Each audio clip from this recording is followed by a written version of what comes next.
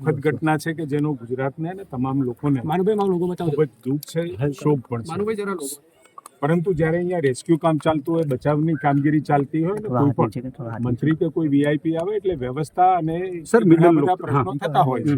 એટલે સ્વાભાવિક એક વખત અમે સતત વહીવટીતંત્રના સંપર્કમાં હતા અને આજે સમાચાર જે મળ્યા અને ગઈકાલથી અમે સતત પ્રતિ કલાક એના સમાચાર લેતા હતા. કેટલા રેસ્ક્યુ થયા, કેટલા આપણને પાર્થિવ દેહ મળ્યા, સાધનો નીકળ્યા, અને એના પછી લાગ્યું કે આજે એની પરિસ્થિતિની મુલાકાત લેતા ટેકનિકલી પણ અમે જોઈ શકીએ.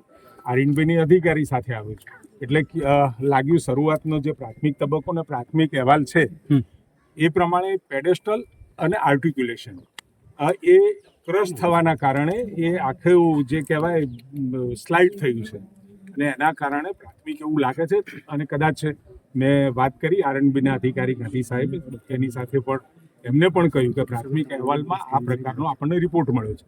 એટલે એકંદરે જ્યારે પણ કોઈ આવો બનાવ બને એટલે ત્યાં તાત્કાલિક કોઈ એવા અધિકારી આવી જાય જેના કારણે આખી વ્યવસ્થા, સ્વાભાવિક છે હું અહીંયા આવું અથવા તો કોઈ બીજા કોઈ અધિકારી મોટા આવે તો એ વ્યવસ્થાની સાથે જે કામગીરી કરવાની છે એમાં બાધા ન નીકળે એટલા માટે જ આજે લગભગ કામગીરી સંપૂર્ણતાને આરે છે. બધા સાધનો નીકળી ગયા છે.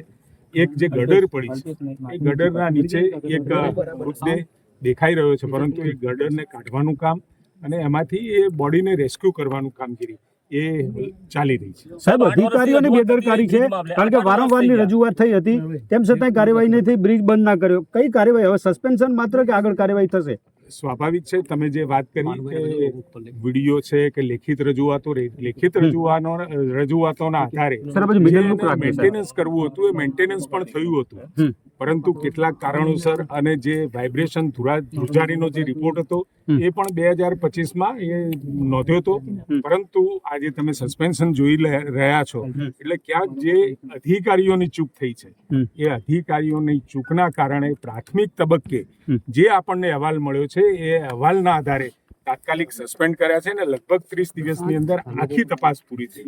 ટેકનિકલ અને સાથે સાથે વહીવટી એ આદરણીય મુખ્યમંત્રી સમક્ષ રજૂ થઈ જશે અને આ એક કન્ટિન્યુઅસ ઓનગોઈંગ પ્રોસેસ છે અને ઓનગોઈંગ પ્રોસેસ અત્યારે ચાલુ છે.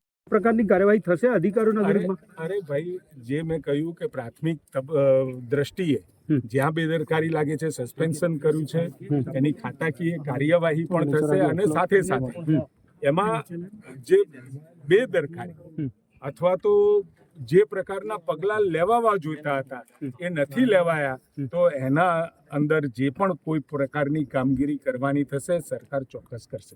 Thank you. આવા પ્રકારના વિડીયો તમને જોવા ગમતા હોય તો હોટલાઇન ન્યૂઝ ચેનલને લાઇક, શેર અને સબસ્ક્રાઇબ કરો.